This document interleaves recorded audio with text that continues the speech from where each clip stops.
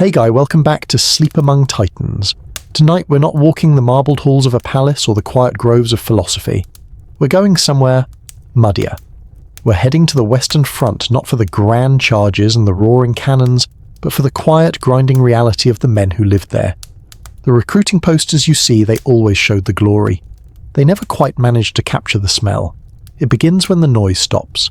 The train full of songs and nervous laughter is a distant memory. The rumbling lorry that shook your bones is gone. Now there's only the sound your boots make, a thick, wet, sucking sound, as you pull them from the Flanders mud. The air tastes of damp earth, wet wool, and a sour metallic tang that the posters definitely didn't mention. Far off, a gun offers a dull, rhythmic cough, the front's slow, sleepless heartbeat. A sergeant, a short, solid man who seems to be made of mud and cynicism, grunts and points you forward down into a long weeping wound in the earth. This is it. The trench. He leads you to a damp hole carved into the wall. Home, he says without a trace of irony. This isn't a fortress. It's a burrow. And as you duck inside, leaving the sky behind, you realize the first rule of this new world isn't about fighting the enemy. It's about fighting the mud, the damp, the rats, and the crushing, endless waiting. But to survive here, you first had to learn its language. A language not of glory, but of duckboards, dugouts, and the patient, endless rain. His journey, for better or worse, has begun. If you're listening to this from somewhere safe and warm tonight, let us know in the comments where in the world you're drifting off from. It's always a quiet wonder to see where these stories find their rest. That language you learn isn't spoken, it's built from mud and fear. The sergeant, your new guide to this particular circle of hell, gives you the vocabulary lesson they skip in basic training. That front wall is the parapet. The one behind you is the parados.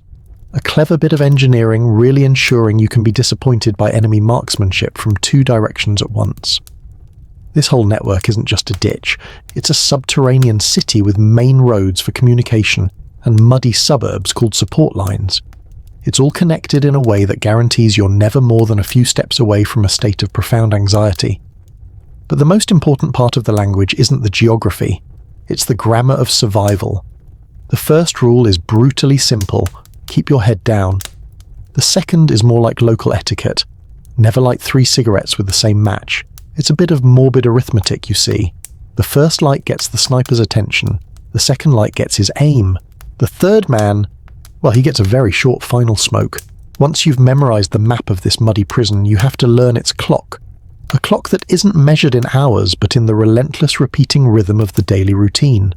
The clock you learn to live by isn't one of hands and numbers. It's a clock of instinct of light and shadow, and it's governed by 2 sacred, terrifying moments. Your first lesson in this rhythm comes just before dawn. There's no gentle awakening here. The summons is a rough shake of the shoulder from the sergeant or his boot nudging your ribs. Stand to, he hisses the words, a plume of white in the frigid air. You don't respond, you just move. Every bone in your body aches with a cold, damp stiffness you'd never imagined possible. Your woolen uniform, which has never been truly dry since you arrived, feels like a cold, heavy skin. You grab your rifle, it's slick with condensation, and stumble out of the dugout into the grey pre-dawn gloom. A line of ghosts is already forming. Men, their faces pale and drawn, climb onto the fire step, a muddy ledge running along the front of the trench. You join them. Bayonets are fixed with a soft click and scrape of metal, the only sharp sound in a soft, muffled world. And then, you wait. This is the most dangerous hour. The half-light of dawn is a hunter's light, perfect for a raid. Perfect for a sniper to finally see the outline of a helmet against the lightning sky. You stand shoulder to shoulder, staring out over the parapet into the shifting mist of no man's land. You see the ghostly shapes of shattered trees, the tangled nests of barbed wire glistening with dew. You see nothing, and you see everything. Every shadow could be a man. Every gust of wind could be a whisper. The silence is the worst part. It's a loud silence, thick with the unspoken prayers of 100 men. You can hear your own heart beating a frantic drum against your ribs. You can feel the man next to you shivering, whether from cold or fear you don't know. It's probably both. You stare until your eyes burn, every muscle coiled tight, waiting for a whistle, a shout, a sudden flash of violence. And then, just as the sun's first rays turn the grey mist to a pale, watery pink, the sergeant's voice cuts through the tension. "Stand down!" A collective silent exhale ripples down the line. It's over. For now. You've survived another sunrise. That's the first victory of the day. The second part of the morning routine is what the veterans grimly call the morning hate. An almost polite scheduled exchange of artillery fire, just to let the other side know you're awake and still terribly inconvenienced by their existence. As the first shells whistle overhead, you learn another lesson you don't stop. You start breakfast. Breakfast is a sacrament of monotony. First tea. A black stewed liquid brewed over a sputtering trench stove so strong it could dissolve a spoon.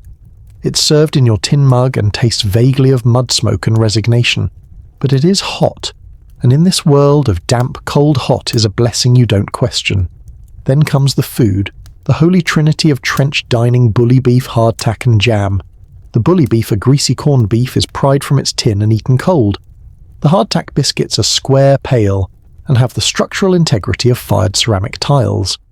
You learn to dunk them in your tea for a full 5 minutes, not to soften them, but merely to reduce the odds of catastrophic dental failure.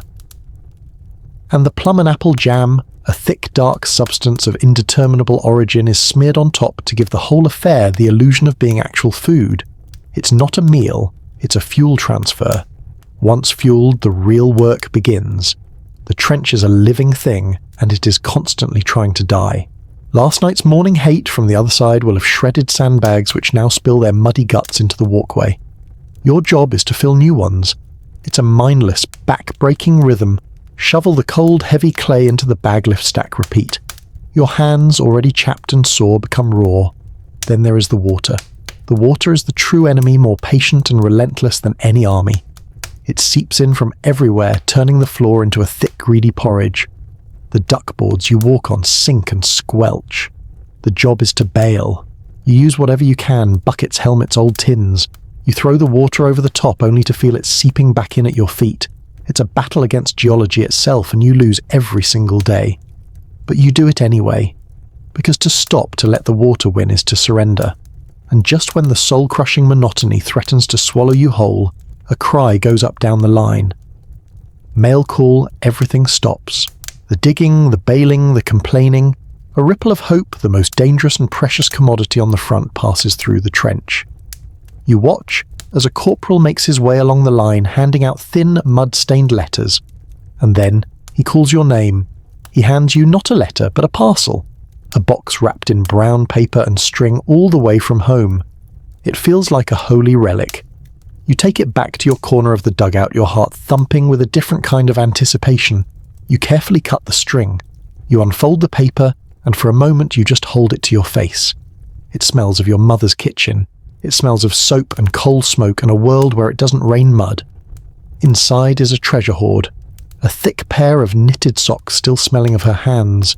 A bar of chocolate, a miraculous thing in this world of bully beef. A newspaper from 3 weeks ago full of news that feels like it's from another century. And a small, slightly squashed fruitcake, dense and dark with raisins. You don't eat it alone. That's another rule you've learned. You break off a piece of the chocolate. The man next to you, the one who was shivering at stand to his eyes widen. You hand it to him. He nods a silent, profound thank you. You pass the fruitcake around. For 5 minutes you are not soldiers in a ditch. You are boys from home sharing a sweet taste of a life you'd almost forgotten. It is the best meal you have ever had. The warmth of that small act of communion stays with you until dusk, when the light begins to fail and the call comes again. Stand to. You climb back onto the fire step, the chill returning to your bones. But tonight it feels a little less cold. The memory of chocolate is a small warm ember in your gut. As you stare out into the deepening shadows, you know that this small taste of home creates a new kind of duty. Tomorrow you will have to write back. You will have to thank them for the cake and the socks.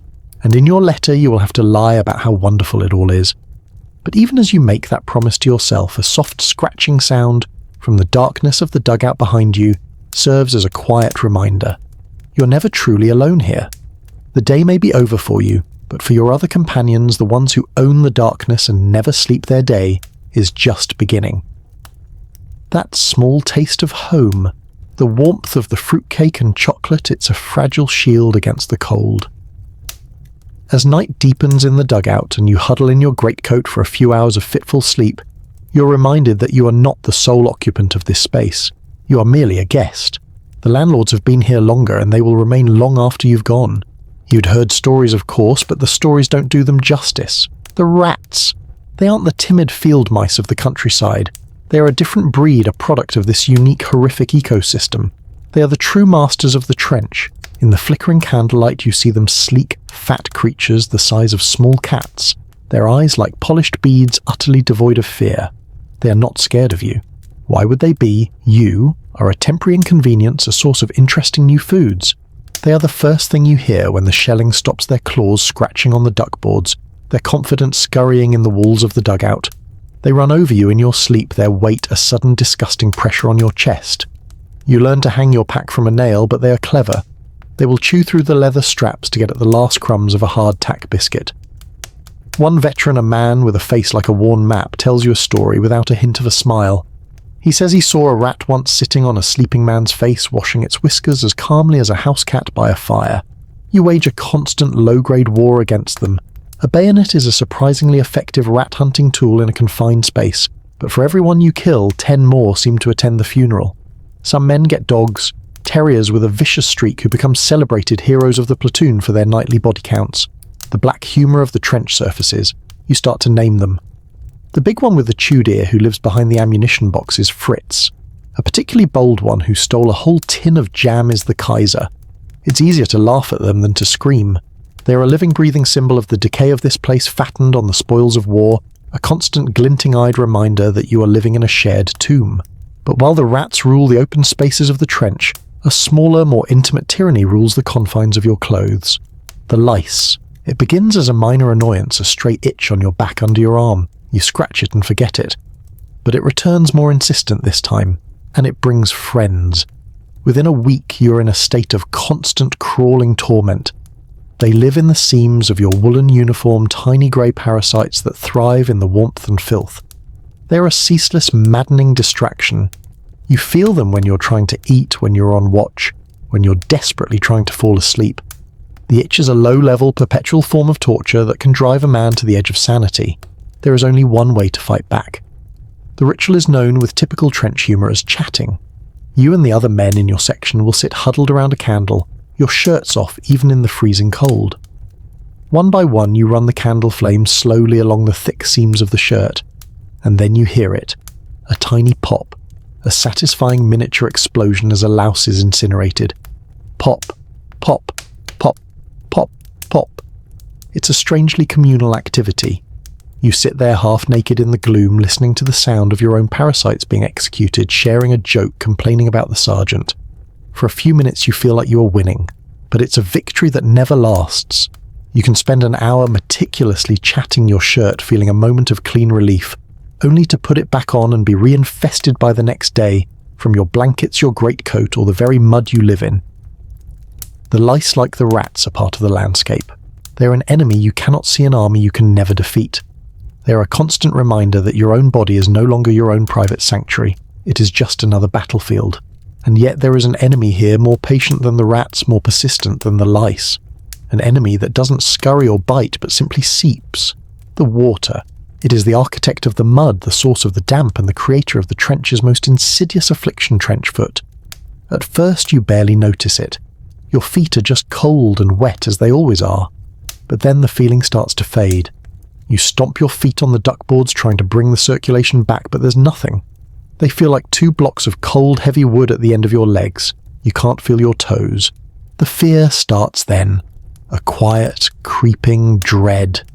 You've heard the horror stories from the veterans. You follow the rules religiously. Every night, if you can, you take off your boots and your sodden socks. You dry your feet with a rag, and then you open the tin of whale oil. It's a thick, foul-smelling grease, and you work it into your pale, wrinkled skin, trying to create a barrier against the constant sucking damp. Your partner does the same. You inspect each other's feet in the candlelight, looking for the telltale signs. Because if the numbness lasts, the next stage begins. When you get the foot warm, perhaps near a stove back in the reserve line, it doesn't return to normal. It swells to twice its size, turning a blotchy red, then a terrifying purple-blue. And then the pain starts. Not a clean pain, but a hot, throbbing, agonizing torment, the feeling of 1,000 burning needles as the nerves scream back to life. After that comes the blisters, the decay, the gangrene. You've seen the men being carried away, their faces grey with agony destined for a field hospital. And you know what it means. It's the ultimate cruel irony of this war. You could survive the shells, the machine guns, and the gas, only to be defeated by a puddle of cold, muddy water. To lose a foot not in a heroic charge, but to a slow, silent rot. It's a strange kind of war, this daily private battle. It's not a war against men in different uniforms with different languages. It is a war against the fundamental nature of the place you inhabit. A war against the rats for your food. A war against the lice for your sanity.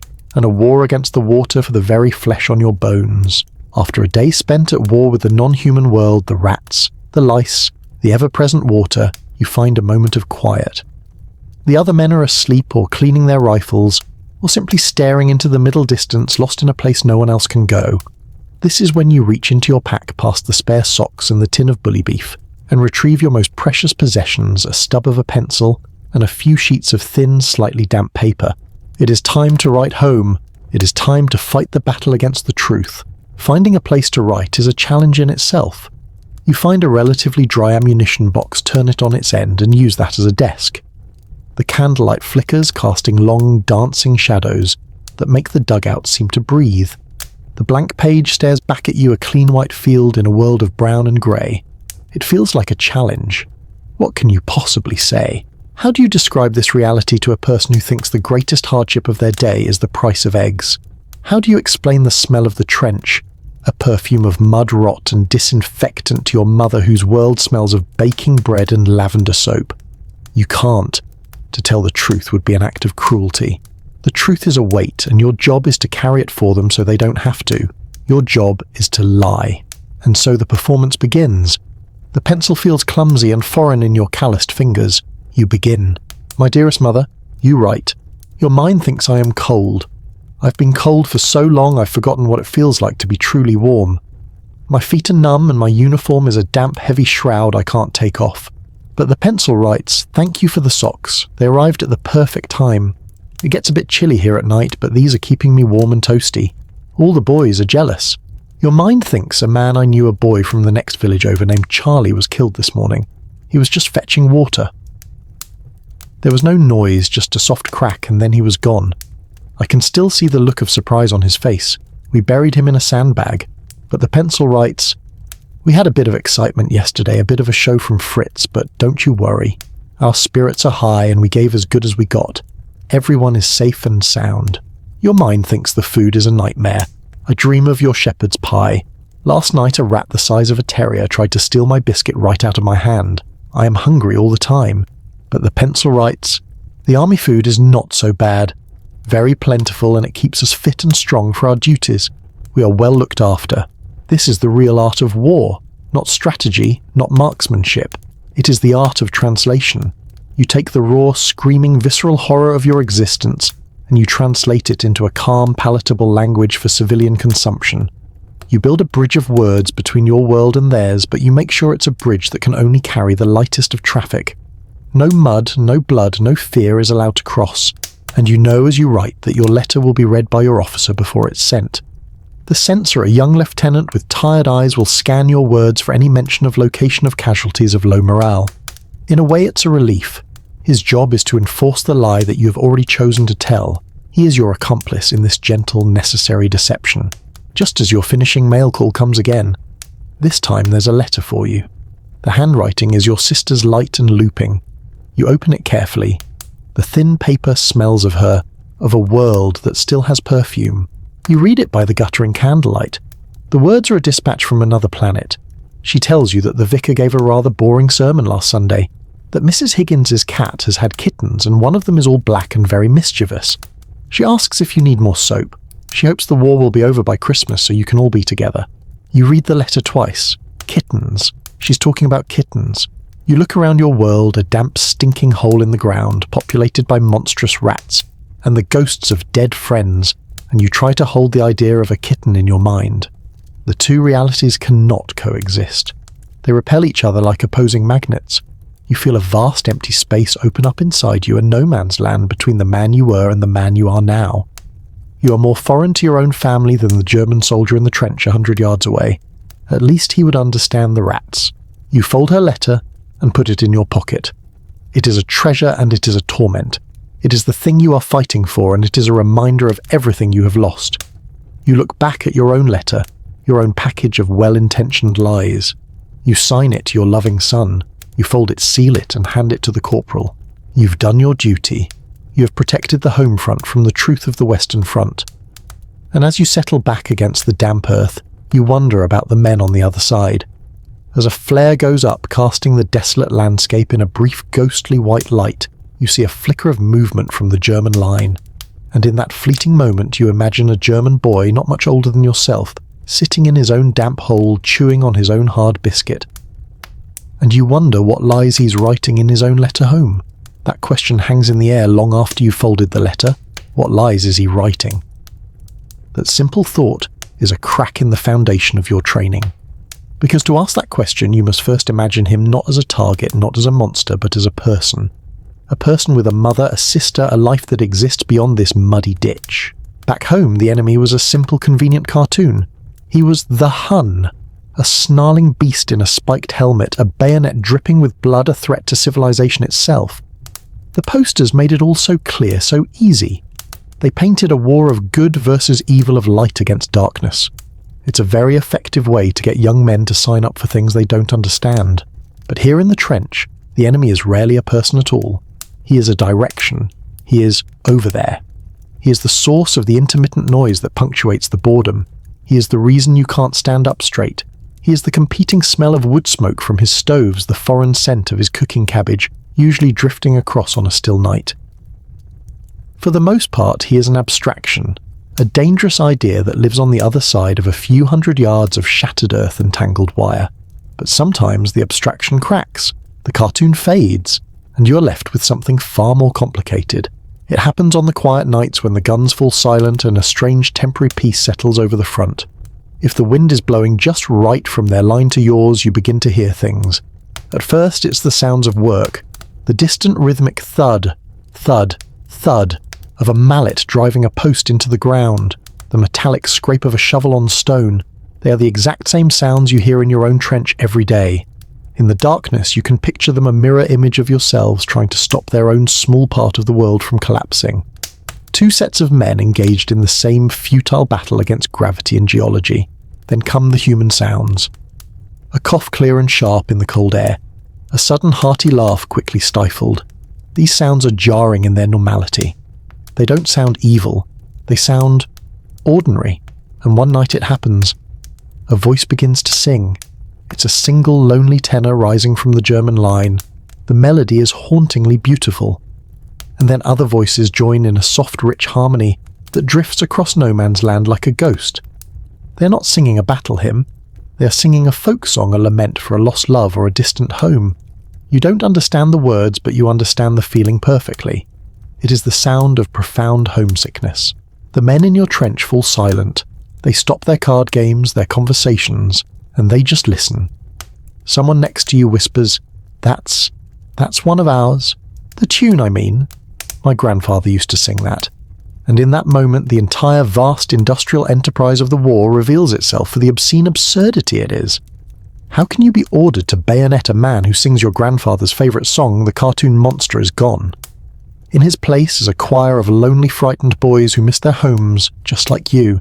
Sound is one thing, sight is another. Sight is rarer and far more dangerous. But one night on watch a flare goes up. Not one of yours, one of theirs. It bursts high above, casting a brilliant, hissing, chemical white light over the landscape. Everything is thrown into stark relief, every crater, every strand of wire, every splintered tree stump. And there for a single frozen heartbeat you see him. He's not a snarling beast. He's a man caught in the light like a startled animal. He's standing by their parapet, his shoulders hunched against the cold. He seems to be struggling with a broken water pump, his hands working furiously at the handle. He's wearing a different helmet, a different uniform, but his posture of weary frustration is identical to that of every man in your own line. In that silent, bleached-out tableau you see it all. He is not the enemy. He is your reflection in a muddy mirror. He is trapped in a ditch just like you. He is cold just like you. He is being fed lies by the newspapers just like you. He is governed by the same absurd rules, the same deafening noises, the same silent fears. He is just a man in the wrong place at the wrong time, obeying orders from old men in comfortable chairs miles away. The flare dies.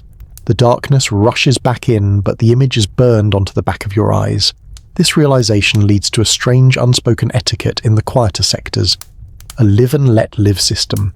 A tacit understanding. You learn that the sniper on your side won't fire on the men carrying rations on their side, and their sniper in return won't fire on yours. There is an unspoken agreement not to shell the latrines. It is a small, fragile piece of shared decency in a world built on organized indecency. A recognition that for all the flags and the politics, you're all just men trying to survive an impossible situation. The real enemy, you begin to understand, isn't the man in the trench opposite. The real enemy is the war itself. It's the mud, the rats, the lice, the generals, the politicians, the endless grinding machinery of it all. The man opposite is just another prisoner trapped in the same cage. This fragile, unspoken understanding, this shared humanity could exist only in the quiet moments. It was a delicate truce easily shattered. Because while the man in the trench opposite might be just like you, the shell that was fired from 5 miles behind his line, that had no name, no song, no face. It had only a sound that was coming closer. That fragile moment of connection, the realization that the man in the trench opposite is not a monster but a mirror, is a dangerous thought. It gives you a sense of shared humanity. And shared humanity has no place here. It's a delicate, beautiful thing, easily shattered. And the thing that shatters it has no name, no song, no face. It has only a sound, and that sound is coming closer. You learn to develop a connoisseur's ear for the sounds of your own death. You learn the subtle differences in their voices the way a predator learns the calls of its prey in reverse. The sounds become your new language of fear. First, there is the personal insult, the one the veterans call with a grimly accurate sense of humour the whiz-bang. It's fired from a small field gun, often just a mile or two away. And because the shell travels faster than the speed of sound, the logic of your life is turned upside down. You hear the whiz of its arrival, a sound like ripping canvas right next to your ear, a fraction of a second before you hear the dull bang of the gun that fired it. There is no time for thought. There is no time for prayer. The whiz-bang is pure animal instinct. The sound shrieks, and your body reacts before your brain can. You throw yourself down flat into the mud, making yourself as small as the universe will allow. Your world shrinks to the space of your own body, to the smell of wet earth, pressed against your face, to the frantic thumping of your heart against the ground. Then comes the explosion, a violent cracking roar that seems to split your head open, a blast of hot air and a shower of mudstones and red-hot metal splinters. It's over in an instant. A long moment of ringing silence follows. Cautiously you lift your head. A new perfectly round crater steams 20 yards down the trench. You are not the target, this time. You get up, brush the mud from your uniform, and your heart eventually remembers how to beat at a normal pace. The whiz-bang is terrifying, but it's a conversation however one-sided. It's a personal message from the man over there to you. But the heavy guns, the big shells, they are different. They are not having a conversation with you. They are having an argument with God, and you just happen to be standing in the way. They are trying to erase the world. It starts with a low, almost imperceptible rumble from far behind the horizon. Then you hear it in the air, a low-growing moan like a distant train. It gets louder and louder, a screaming freight train on fire roar that seems to last for an eternity. This is not the clean shriek of the whiz-bang. This is the sound of a vast, indifferent weight falling from the sky. And unlike the whiz-bang, you have time to think, time to count your sins, time to wonder if this is the one with your name on it. You scramble for the dugout, a dark, damp hole reinforced with timber and sandbags, and you huddle in the darkness with the other men waiting. The waiting is the real torture. The screaming in the air builds to a deafening crescendo, and then the world ends. It is not an explosion. It is a geological event. The ground heaves and bucks beneath you like a living thing in its death throes. The timbers of the dugout groan and splinter. Dust and mud rain down from the ceiling. The candle is extinguished. You're in a world of absolute darkness, of pure, violent motion. It feels as if a giant has picked up your section of the world, shaken it furiously and thrown it down. The sound is not something you hear with your ears. It's a concussion you feel in the very marrow of your bones. And it doesn't stop. One shell is followed by another and another. It goes on for an hour, a morning, a day. Your mind ceases to function. You're just a terrified animal in a hole, waiting for the shaking to stop, or for the direct hit that will turn your small pocket of darkness into a permanent grave. You're not a soldier being aimed at. You're a biological organism that happens to be on a specific grid square on a map, a square that some unknown officer 5 miles away has decided must be deleted from existence. When it finally stops, the silence that follows is more terrifying than the noise. It is the silence of a dead world. You crawl out of the dugout into a landscape that has been remade. The clean lines of the trench are gone, replaced by a churning sea of overlapping craters. The sky's black with smoke. Everything is covered in a fine grey dust. The shells could miss your body, but they never ever missed your mind. You saw it happen to a man in your platoon.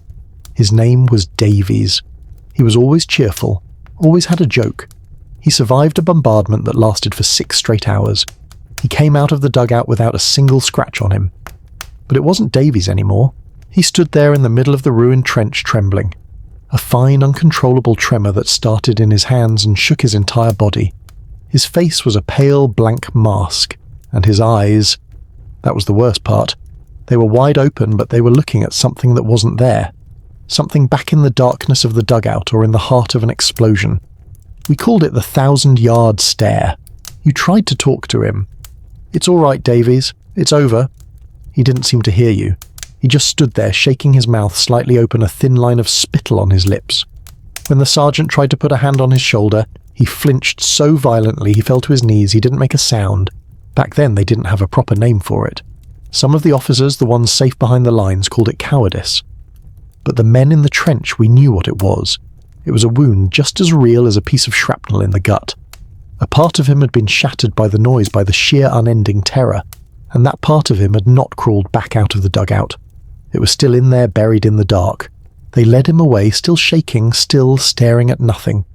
And as you watched him go, a new kind of fear took root in your heart, colder and deeper than any fear of death. You could protect your body by ducking. You could patch a wound with a field dressing. But how do you protect your mind? How do you stop your own soul from breaking? After the shelling stopped, and they had led the trembling man away, a profound silence fell. The earth itself felt wounded and exhausted. Trapped in this suffocating subterranean world of noise and invisible wounds, the only escape, the only place to find a hint of sanity or peace was to look up. To the one part of the world the shells couldn't completely shatter the sky. Your world has become a claustrophobic subterranean coffin. And in those moments when the pressure in your own skull feels greater than the pressure of the earth above, there is only one direction to look, up. You lean your head back against the damp sandbags, ignoring the grit that falls on your hair, and you look at the sky. It's just a small patch of sky framed by the jagged, ugly lines of the parapet. It's like looking up from the bottom of a well, but it is vast and it is open and it is free. It becomes your sanctuary. During the day you watch the clouds, great white galleons sailing slowly on an endless sea of blue, indifferent to the madness below. They are messengers from another world, a world of peace. You know that the same cloud currently passing over your head, over this landscape of craters and wire, is also perhaps passing over your home. It's a fragile, irrational connection, but it's a connection nonetheless. Sometimes a lark will rise from the blasted fields, its song, a thin silver thread of impossible joy, a tiny defiant protest against the noise and the filth. But the sky is not always a refuge. Sometimes you see them high up, circling like hawks. The reconnaissance planes their wings, glinting in the sun like the shells of metallic insects. They are the eyes of the generals, a reminder that even here in this hole, you are just a pawn on a map, a tiny part of a distant clinical calculation. The night sky, though, is different. The night sky is yours. On a clear, cold night, the stars come out. Billions of them, a silent, glittering dust of diamonds on black velvet. You can see the same constellations your father taught you. Orion with his belt, the steady, reassuring glow of the North Star. They are so distant, so ancient, so utterly unconcerned with your small, frantic war. They offer a perspective that is both humbling and deeply comforting. They remind you that this conflict, which feels like the entire universe, is just a tiny, insignificant and temporary scar on the face of an eternal cosmos. And then a flare will go up. A brief hissing chemical sun that bleaches the sky white, washing out the ancient light of the stars. It throws the horror of no man's land back into stark, terrifying relief. And in that moment the war reclaims the sky. But a man cannot live with his head in the clouds, not here. The sky was a map of peace, a reminder of a world beyond this one. But sooner or later your eyes had to come back down, back to the mud, back to the reality of the earth. And here in the dirt and the dark there were only a few very different paths of escape. Some led into the terrifying darkness of no man's land. Others, if you were unlucky or lucky, led out of the war altogether. A man cannot live with his head in the clouds, not here. The sky was a map of peace, a beautiful borrowed dream, but eventually you have to bring your eyes back down to the mud, back to the reality of the earth. And here in the dirt and the dark there were only a few paths of escape. Tonight you are ordered to take the first and perhaps the most terrifying, a patrol into no man's land. The order doesn't come as a grand announcement. It's a quiet, grim sentence from the sergeant, his voice a low rumble in the dugout. You, and you, patrol, 10 minutes. Your heart sinks. Of all the duties in this war, this is the one men fear the most. Not for its noise, but for its silence. The preparation is a silent, grim ritual. You remove your cap badge, your buttons, anything that might catch a flicker of light and betray you. The sergeant comes by with a piece of burnt cork, and you smear the black dust over your face, erasing your identity, becoming a creature of the night. You check your rifle, your wire cutters, the 2 grenades tucked into your belt. But you know the goal is not to fight. The goal is not to be seen. The goal is to become a ghost. Then the moment comes. One by one you slither over the top of the parapet. It's not a heroic charge, it's the slow, agonizing movement of a snail leaving its shell. The second your body clears the relative safety of the sandbags, you're in another world. A world with no rules, no shelter and no mercy. You don't walk. You don't even crawl on your hands and knees. You crawl on your belly like a snake. The movement is exhausting. You use your elbows and your toes to push yourself forward an inch at a time. The mud is a cold living thing. It sucks at you, seeps through the thick wool of your uniform and clings to you with a greedy, chilling embrace. Sharp stones, shell fragments, and things you don't want to identify dig into your ribs and your knees. The world shrinks. Your entire universe becomes the few feet of ground in front of your face. Your senses are screamingly alive. You can hear the frantic, wet thumping of your own heart against the earth. You can hear the ragged, shallow sound of your own breathing, a sound you're sure the entire German army can hear. The man in front of you dislodges a small stone, and it skitters into a puddle with a soft plink. The sound is as loud as a cannon shot. You all freeze, every muscle tensed, your faces pressed into the stinking mud waiting. And then, whoosh, a flare goes up. The world is instantly brutally illuminated in a dead chemical white. You freeze, not daring to breathe. The sergeant's whispered rule screams in your head. When the light comes, be a lump. Lumps are normal, men are not. You press yourself into the ground, trying to become a lump of mud, a forgotten sandbag, anything but a man. The flare hangs in the sky, hissing, turning no man's land into a frozen, silent photograph of hell. You see the craters, the skeletal trees, the endless tangled webs of barbed wire. And you see them. The other lumps, the ones that don't move, the silent, decomposing residents of this place, their forms softened by decay, grim landmarks on this terrible map. The flare dies. Darkness, blacker and more absolute than before, rushes back in. You wait a full minute listening. Then the crawl begins again. You reach the wire, your own wire first, then the enemy's. It's a thick, vicious forest of rusted metal thorns. The veterans call it the devil's knitting. You can't go over it. You have to go through it. One man carefully lifts a strand while another uses the heavy cutters. Snick. The sound of the wire parting is a small, sharp, terrifying crack in the silence. You wriggle through the gap, the barbs catching on your uniform, tearing at your skin. You feel a sharp sting on your hand and know you are bleeding, the warm metallic taste of your own blood in your mouth. The smell here is overwhelming. It is the smell of rust, of stagnant foul water in the shell holes, and underneath it all the sweet, sickly smell of decay. The smell of the men who didn't make it back from their own patrols. You are close now, so close to the German line you can hear a muffled cough, the clink of a metal cup against a stone. They are just yards away, living their own mirrored existence. After an eternity that might have been 10 minutes, the sergeant gives the signal, a soft tap on the shoulder. It is time to go back. The return journey is worse. Now you carry the knowledge of how close you were. Every shadow seems to move. Every gust of wind sounds like a footstep. The fear of your own sentries is a new terror, A nervous man on watch seeing a shape moving in the dark might shoot first and identify you later. Finally you see it.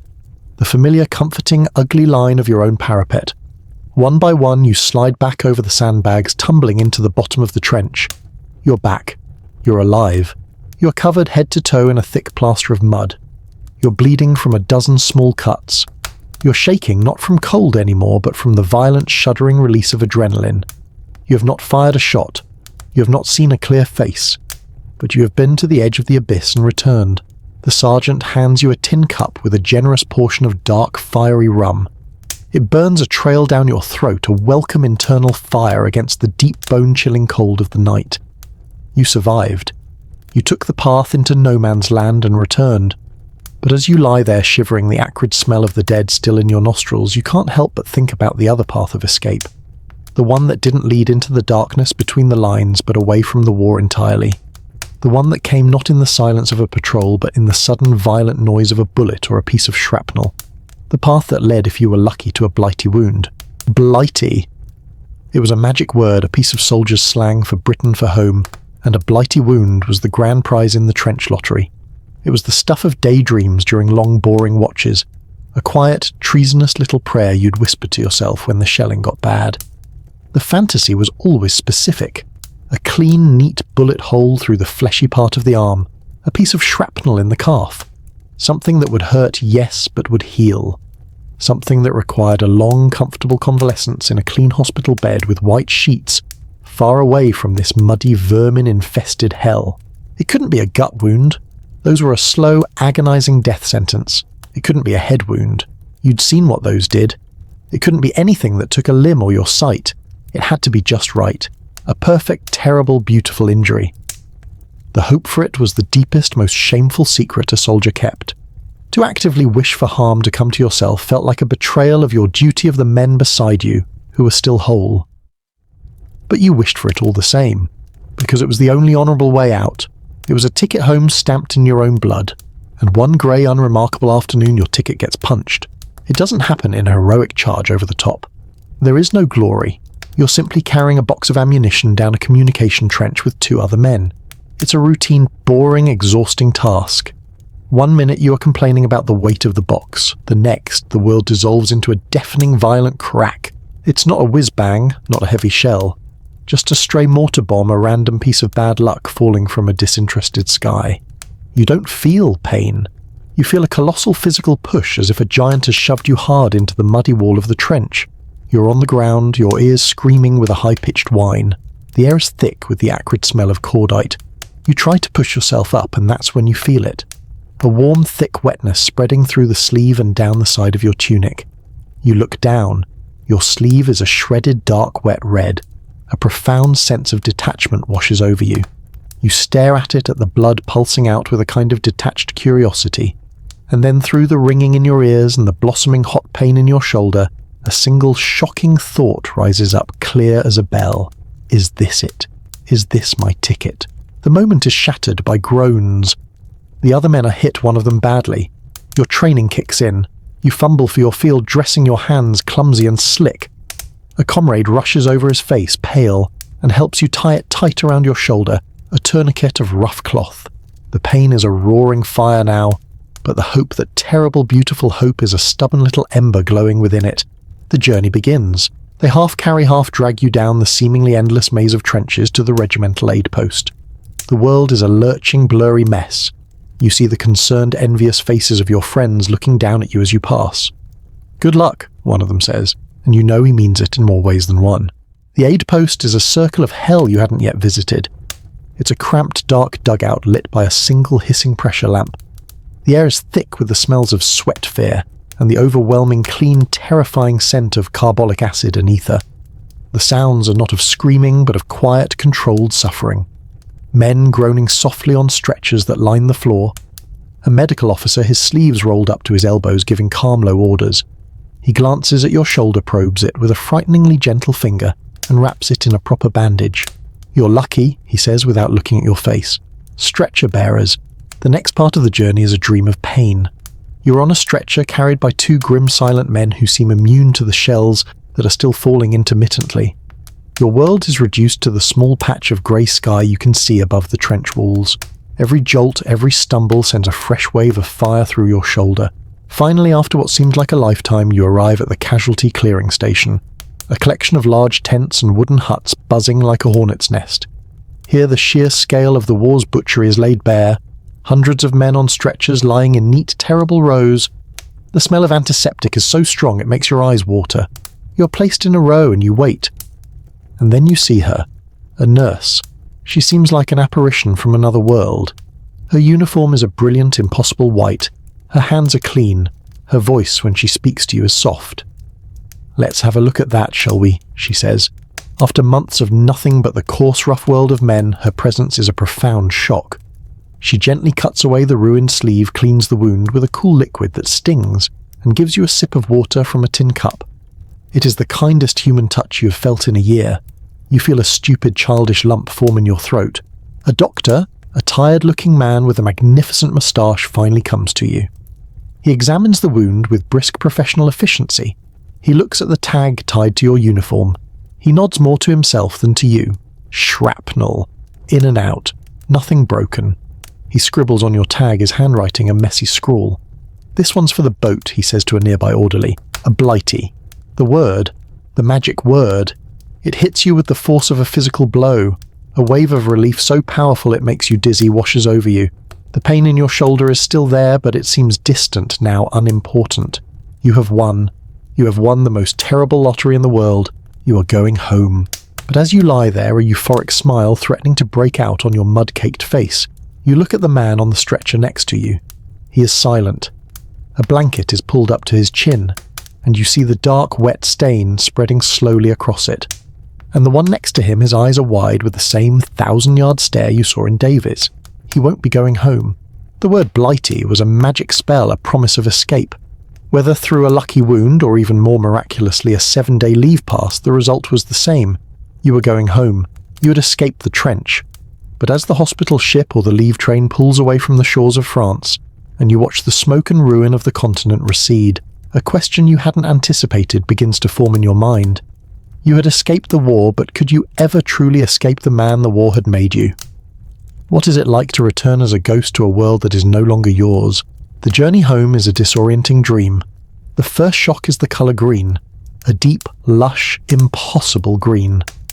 The fields of the English countryside roll past the train window whole and unbroken, without a single shell crater.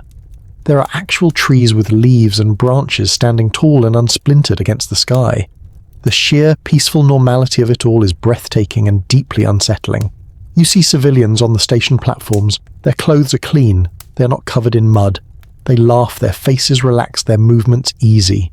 They look at you, at your rough khaki uniform, with a mixture of awe, pity, and a profound lack of understanding. You are a visitor from another planet, a creature from the bottom of the sea brought up into the light. The reunion at your home is a flurry of tears and embraces. Your mother holds you so tightly you can barely breathe, her hands fluttering over you as if checking for missing pieces. Your sister laughs and cries at the same time. It is everything you dreamed of in the dugout. And yet something feels wrong. They are hugging a stranger who happens to be wearing their son's face. The house is the next shock. The silence. It is a deep, deafening silence unbroken by the distant, sleepless heartbeat of the guns. You find yourself tensing at the sound of a door slamming your body instinctively, preparing for an explosion that never comes.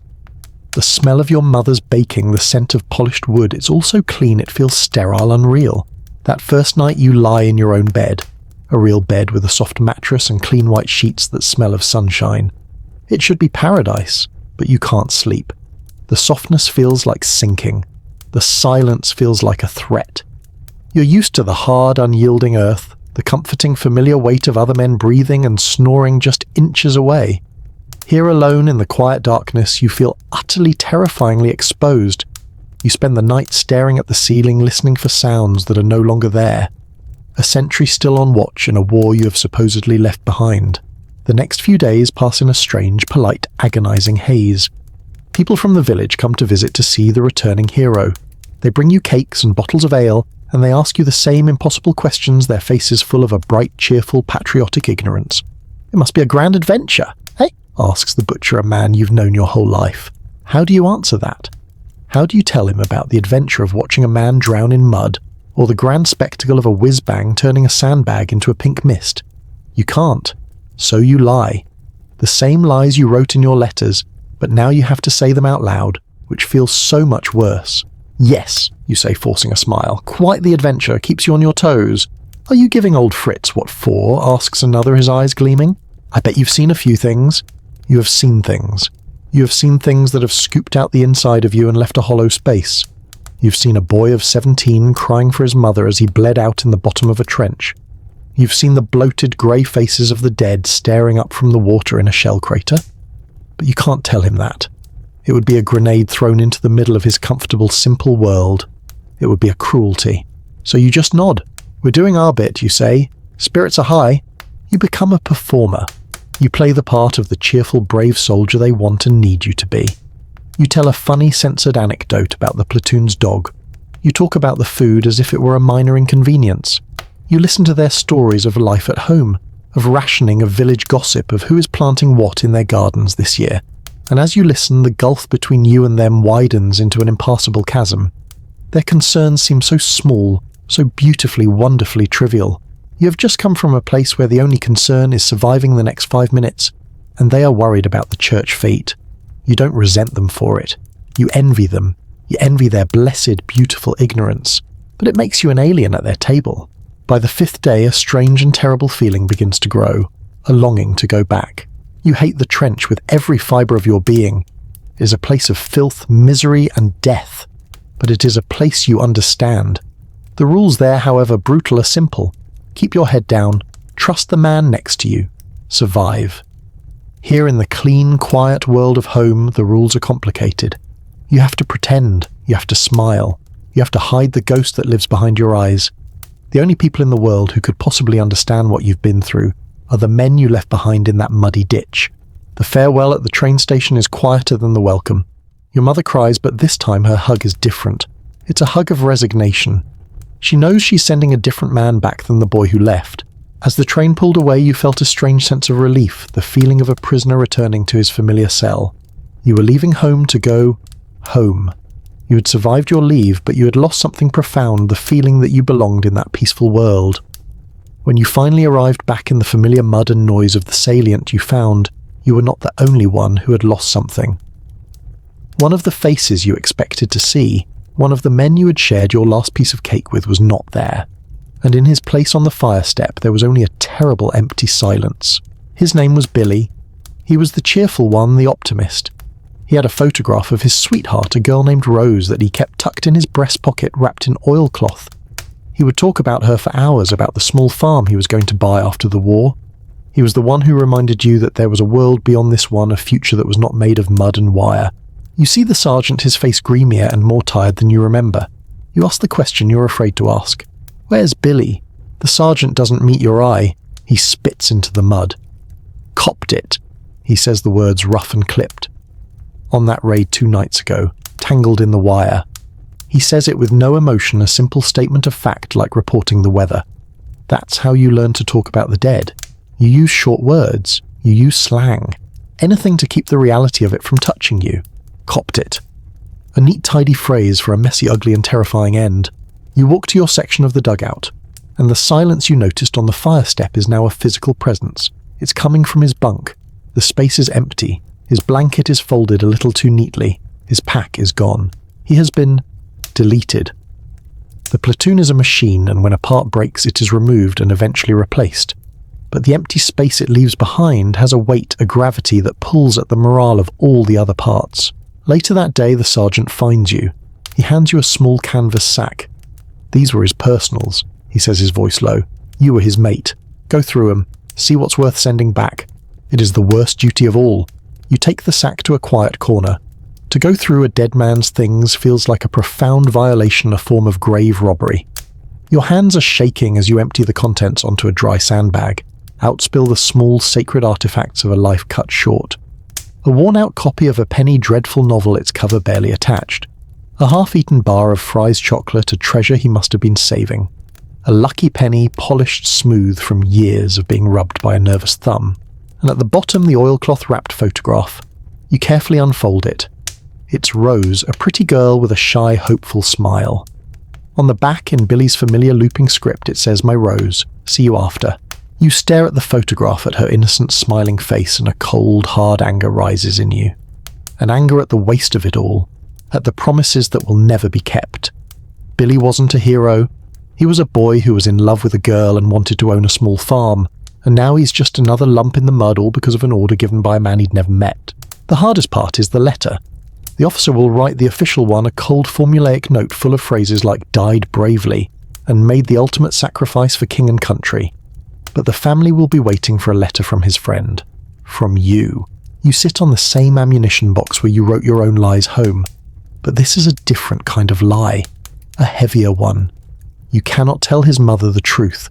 You cannot write, "Dear Mrs. Prentice, your son died screaming for you, tangled in wire, while men he didn't know shot at him in the dark. His death was terrifying, pointless, and achieved nothing." That is the truth. But the truth is a poison you cannot send home. So you construct the final, most important lie, the lie of a good death. You write, "He did not suffer. It was very quick." You write, "He was the bravest man I knew, always cheerful." You write, "He spoke of you and Rose often."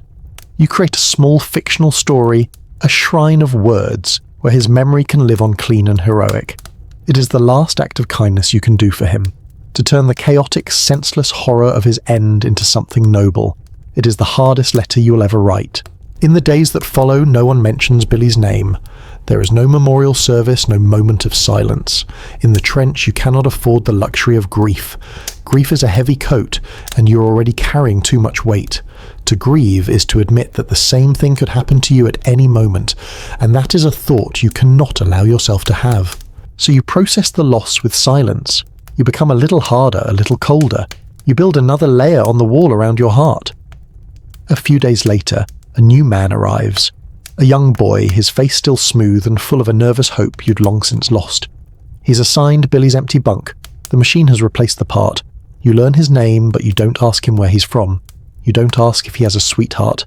You don't want to know. It's safer that way. The cycle of arrival and absence, of empty spaces being filled and then emptied again, feels like it will go on forever. This, you believe, is the new permanent nature of the world, a constant grinding war with no end in sight. You can't imagine a world without the noise, without the loss, without the mud. The empty space Billy left behind is soon filled by a new man, a boy with a nervous face you try not to get to know. The machine of war replaces its broken parts without sentiment. The cycle of arrival and absence of fear and boredom of writing lies home. It feels like the new permanent nature of the world, a constant grinding, meaningless state of existence with no end in sight. You can't even imagine a world without the noise, without the loss, without the mud. The very idea of peace is a childish fantasy, a story for people who have never had to stare into the dark of no man's land. And then one cold November morning the impossible happened. The day began like any other. Stand to in the freezing mist, the familiar wretched breakfast of hard tack and stewed tea, the familiar pointless task of bailing out a trench that was determined to become a river. The guns were still firing. In fact, they seemed angrier than usual, a final, spiteful tantrum from both sides. A rumour had been trickling down the line for days, a whisper of an armistice, of peace. But you'd heard rumours before. You'd heard about the Russians with snow on their boots, about the Austrians surrendering, about the war being over by last Christmas. Trench rumours were a currency of false hope, and you had long since gone bankrupt. But this time was different. Around 9 in the morning, the sergeant came down the line, his face unreadable. "Right then, you lot," he said, his voice flat, trying to sound as bored as possible. "Official word. Hostilities will cease at 1100 hours. Pass it on." And that was it. The end of the world announced as casually as a change in canteen hours. There was no cheering. No one threw their helmet in the air. A few of the newer men looked at each other with wide, hopeful eyes, but the veterans just stared, their faces full of a deep, profound suspicion. Was it a trick? A German ploy to get you to show your heads? The man next to you, a grizzled old-timer who'd been here since 1915, just spat on the ground. "I'll believe it when I hear it," he grumbled and went back to cleaning his rifle. Those last 2 hours were the strangest of the entire war. The fighting grew more intense. It was as if both armies, knowing the end was near, were desperately trying to use up all their remaining ammunition in a final, pointless crescendo of noise and fury. It was madness. Men were still dying at 10:55 on the morning the war was scheduled to end. A final bloody punchline to a long and terrible joke. You huddled on the fire step, your head down, listening to the shells scream overhead, counting the minutes. 5 to 11, 2 to 11. The seconds crawled by each one an eternity. And then it happened. At precisely 11 o'clock, a lone gun fired its shell, whistling away into the distance. And then nothing. The silence that followed was not peaceful. It was a physical blow, a violent, deafening, terrifying emptiness. For years, your entire existence had been defined by noise. The constant low rumble of the guns was the bass note of your life, the soundtrack to every waking and sleeping moment. The crack of rifles, the rattle of machine guns, the shriek of shells, it was the air you breathed. Now it was all gone. The sudden absence of it was a shock to the system. Your ears rang, straining to hear a sound that wasn't there. The very ground beneath your feet, which had perpetually trembled with a low-grade vibration, was now unnervingly still. It felt wrong. It felt like the world had stopped breathing. For a full minute no one moved. No one spoke. You were all held captive by this new alien landscape of pure silence. It was the most shocking, unnatural sound you had ever heard. Slowly, cautiously, like a tortoise peeking from its shell, a man down the line raised his head above the parapet. No shot came, then another man and another. You did the same, your heart pounding. You looked out over no man's land. It was still the same shattered, dead landscape it had been 5 minutes ago. But it was different. The threat was gone. It was just ruined earth. And then you saw it. From the German line, a helmet appeared, then a pair of shoulders. A German soldier was standing up. He looked small and grey in the distance. He wasn't a monster. He was just a man standing in the daylight. Then another appeared beside him. Someone in your trench. A young boy let out a shaky, half-hysterical laugh, and it was like a spell had been broken. Men started to climb out of the trench, clumsy and stiff, standing upright on the parapet, stretching their limbs as if waking from a long and terrible dream. You stood up, the cool November air on your face, and you realized it was the first time in years you had stood on open ground without the certainty that someone was trying to kill you. Some men started to walk hesitantly at first, then with more confidence out into no man's land. The Germans were doing the same. 2 rivers of men in grey and khaki flowed into the blasted space between the lines. There was no grand celebration. There were no embraces. It was a meeting of ghosts. You walked past a German soldier. He was young with a pale, thin face. He looked as dazed and confused as you felt. You both nodded a small, awkward gesture of acknowledgement. You were not enemies anymore. You weren't friends. You weren't anything. You were just the survivors. Someone produced a packet of cigarettes and they were passed between khaki and grey uniforms. A German offered you a piece of his black bread. It tasted strange, but you accepted it. You were all just standing there in the middle of this vast open graveyard, unsure of what to do, what to say. The war was over. The killing had stopped. But as you stood there, a stranger in a dead land between 2 lines of trenches, you realized the fighting wasn't truly finished. The feeling inside you was not triumph. It was a vast, terrifying emptiness. For 4 years, the war had been your purpose, your job, your identity. It had told you where to go, when to sleep, and how to die. Now it was gone, and you were left with the question that was on every man's face. What now? A new, quieter, and far more lonely war was just beginning, the war of the survivor. The long, difficult journey of a man who had to find his way back, not just to a country, but to a world he no longer recognized. The journey of returning from the dead. The war was over. The killing had stopped.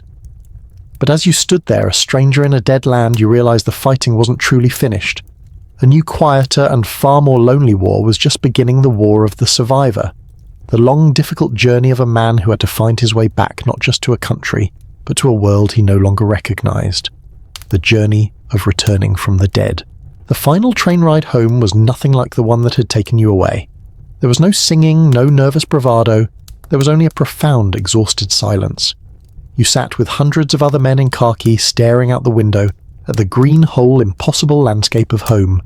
You were all ghosts sitting in your own funeral procession, returning to a life you weren't sure you knew how to live anymore. The welcome was a blur of flags, handshakes from the mayor, and tearful hugs from relatives who looked at you with a mixture of pride and fear. They were celebrating the return of a hero, but you felt like an imposter. The hero they imagined, the one from the posters, didn't exist. He had died somewhere in the mud, and you, this quiet, haunted stranger, had come back in his place. Your home, which you had dreamed of for years, now felt like a foreign country. The quiet was the first thing that broke you.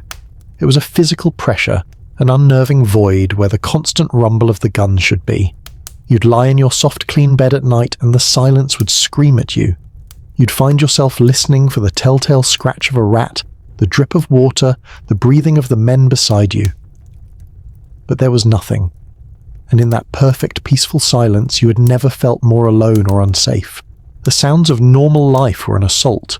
The cheerful clatter of plates in the kitchen sounded like a machine gun. A car backfiring in the street would send you diving for cover before you even knew what you were doing.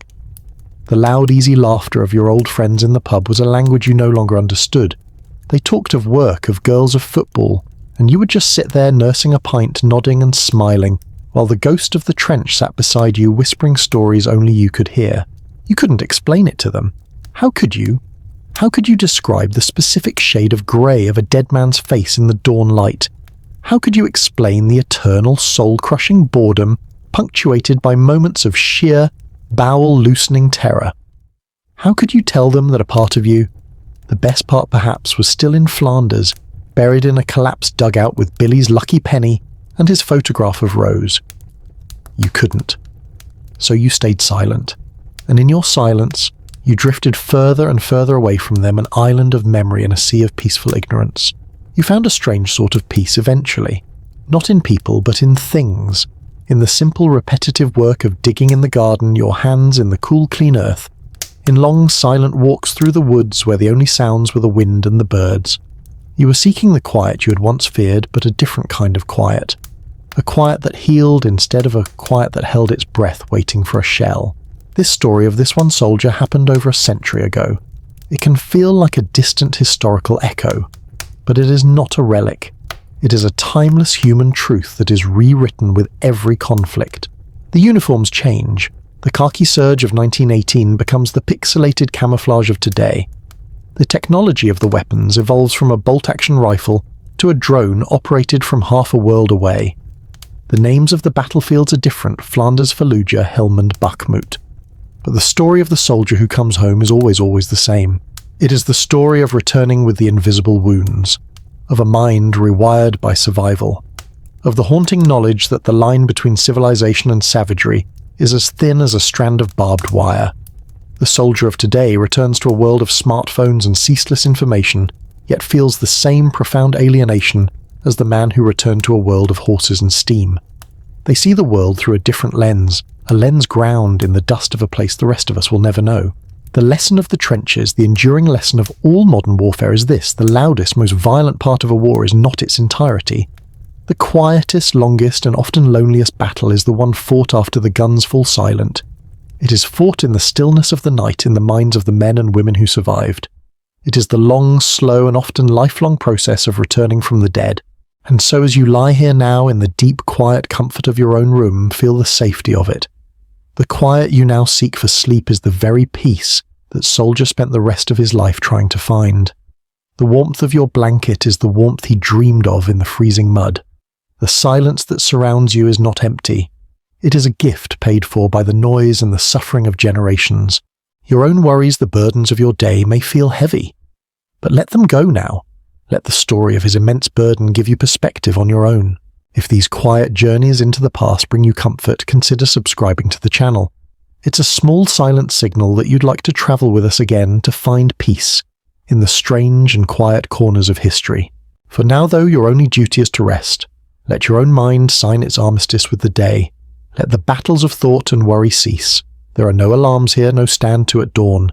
There is only the gentle, steady rhythm of your own breathing, a quiet and peaceful cadence. Sleep now. Sleep is an armistice for the soul. Let yours begin. For now, though, your only duty is to rest. Let your own mind sign its armistice with the day. Let the battles of thought and worry cease.